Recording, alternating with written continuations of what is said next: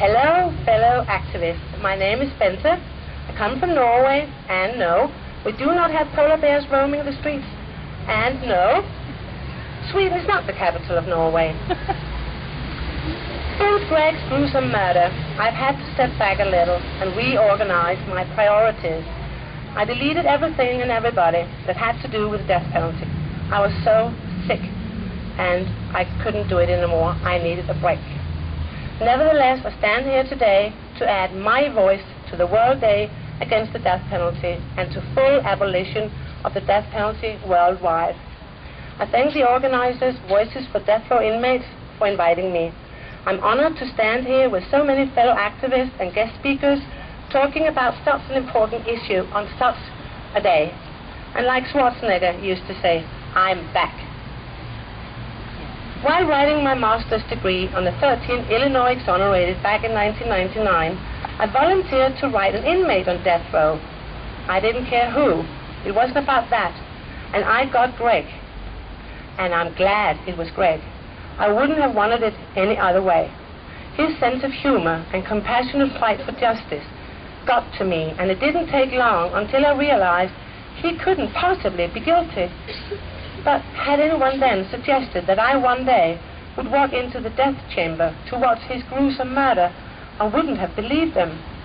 However, I did, out of love and respect for Greg, his beloved wife Connie, his dad, and for his stepmom Kathy, who's also here today. It goes without saying that this was the worst experience so far in my life. And I thought perhaps co-writing the book about his life a year on would help heal some of the wounds. However, the quite opposite happened. I got even more upset. I'm even more angry today. And I do want to forgive, but I'm so afraid it means I'll forget, if that makes any sense. However, on the day of his execution a year later, I'd been invited to a party, but I simply couldn't go. I was so sad. I was so angry, and I was so emotional. I was afraid I would burst into tears, so I simply went to bed and felt miserable. And I swear to you, I'm not religious, never have been, probably never will be. But I woke up to this sensational light. And there was Greg, by the end of the bed. He lifted me up, he kissed me, and thanked me for all I'd ever done for him. He says he was fine, I need not worry. And suddenly, he said he had to go and see Connie, and poof, out of the blue, he was gone. It took a while before I told Connie. I simply didn't want to upset her. And honestly, I can't explain it, but I really don't think it was a dream.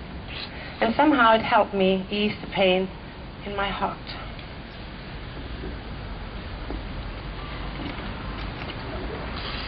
I still catch myself thinking, oh, I have to tell Greg this and that, and then realizing I can't, and that sucks. I'm sorry, I meant to say hurts. It actually says hurts, but I want to say it sucks because it does. I still miss him. I miss his funny comments, his smiley faces, his silly jokes, and his compassion and love for all of us, not to mention Connie. He was so grateful for the letters I always had my children and students send him. He was so amazed that so far away in a small country like Norway were people who thought of him and his well-being. And he also always answered each and every student personally.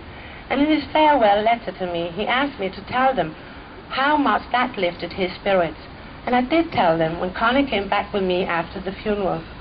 It became a very emotional meeting.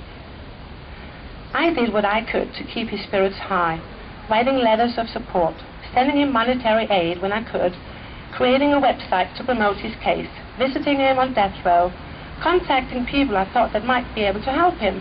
But generally, I felt rather lonely in this, trying to be both a mom, a teacher, and an activist on his behalf. And people, this was before Facebook.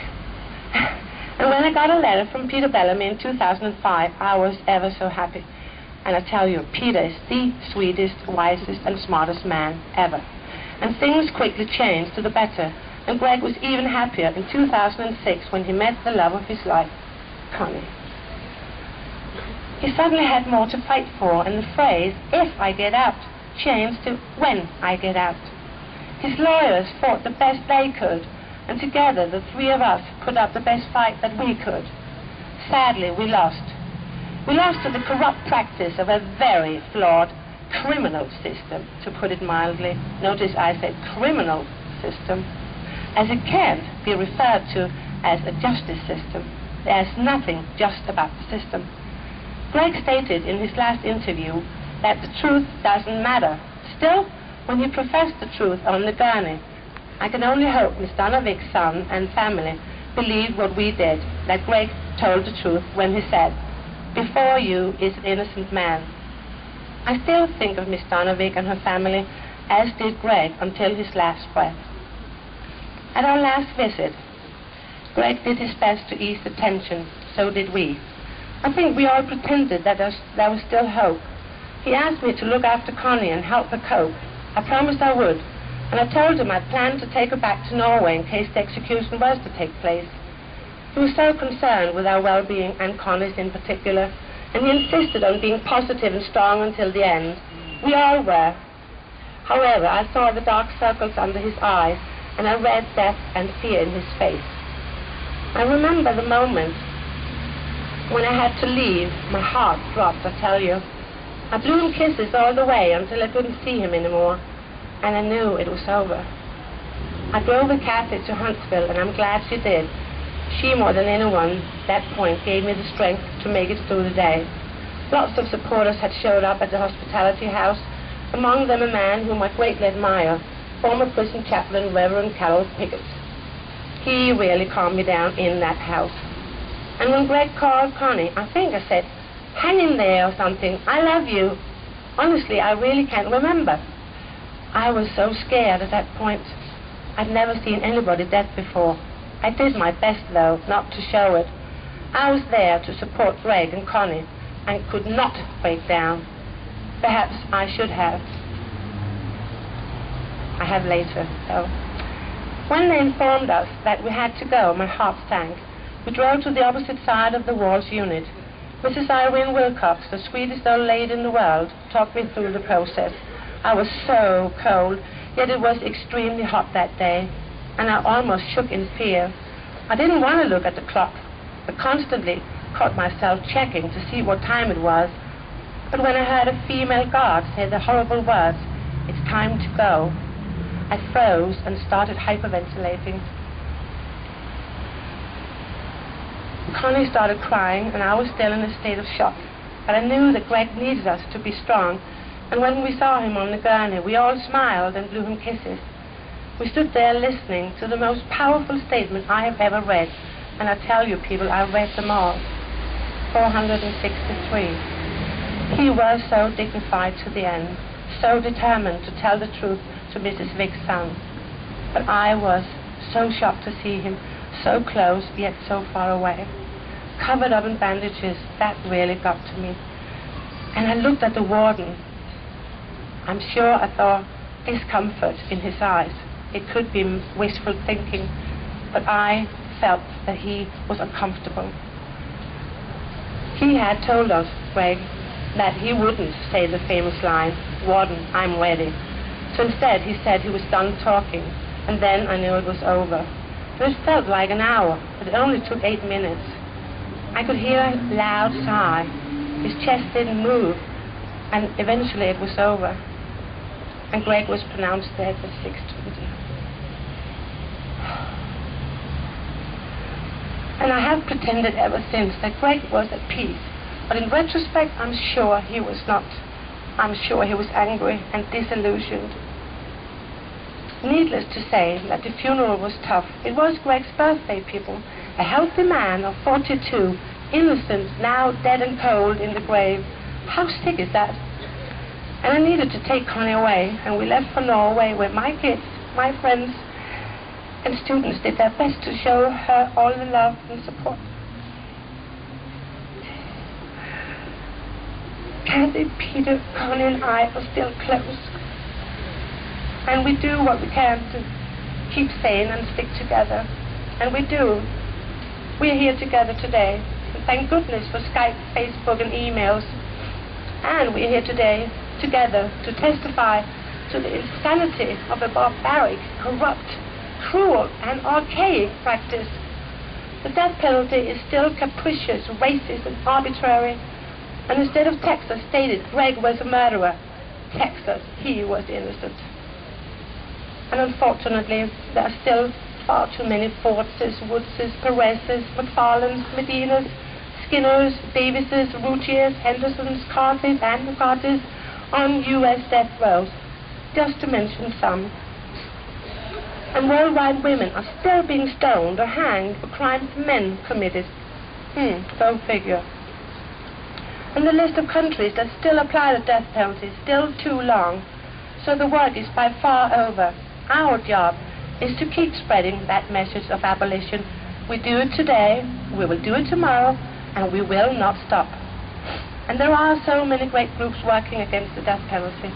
However, I have to admit that I have seen and heard some bickering between national and state groups, and I do not like it. It will not further the cause. We need to be united. We have the same agenda, the same goal, so whatever differences there might be, they should not be addressed in public. There's enough drama on death row.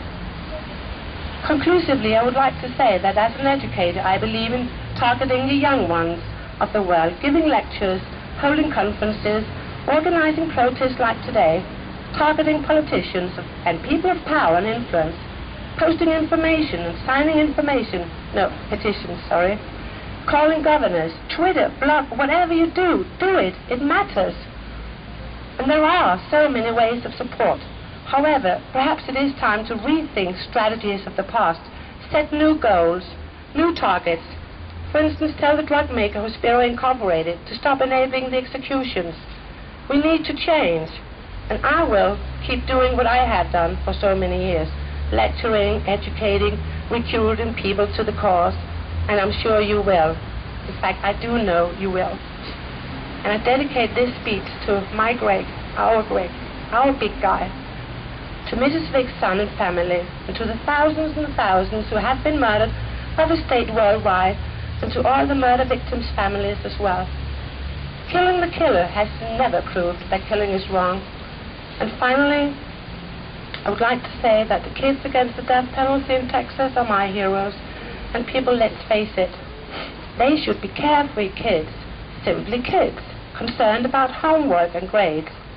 I hope you're watching this, kids. Do your homework. And not life versus death.